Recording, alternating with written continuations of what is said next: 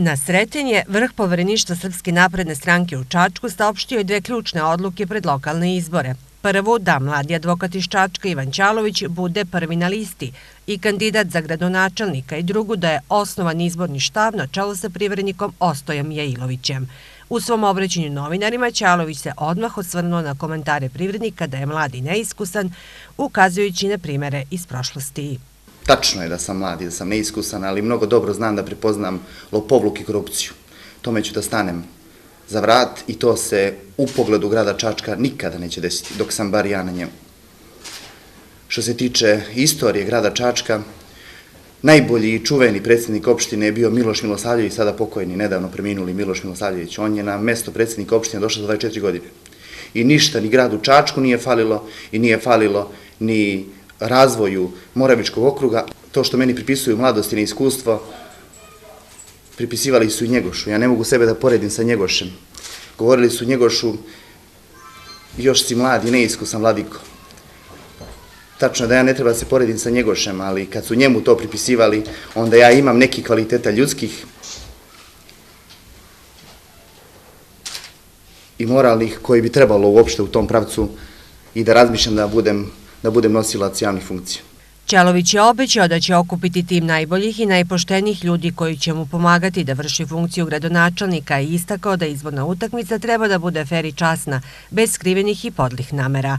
U povereništvu stranke veruju da su napravili pravi izbor kandidovanjem Ćalovića za gradonačelnika.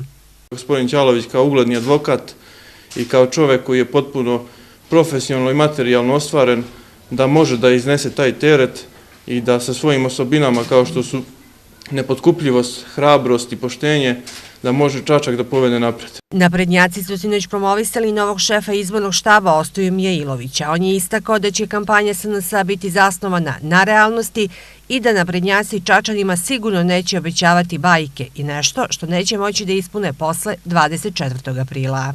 Mi u našem gradu imamo danas 10.000 nezaposlenih ljudi. Primarna stvar i nas i svih ljudi koji budu učestvovali u budućoj koaliciji u Čačku, ako nam bude bila potrebna koalicija, će biti zapošljavanje ljudi. Naravno, imamo autoput koji ide ka Čačku, mi to moramo iskoristiti u budućem periodu, industrijsku zonu moramo izgraditi, imamo aerodrom u Lađevcima i sve one tekuće stvari, dobit ćete i program naše kampanje koji će biti izrađen za nekoliko dana.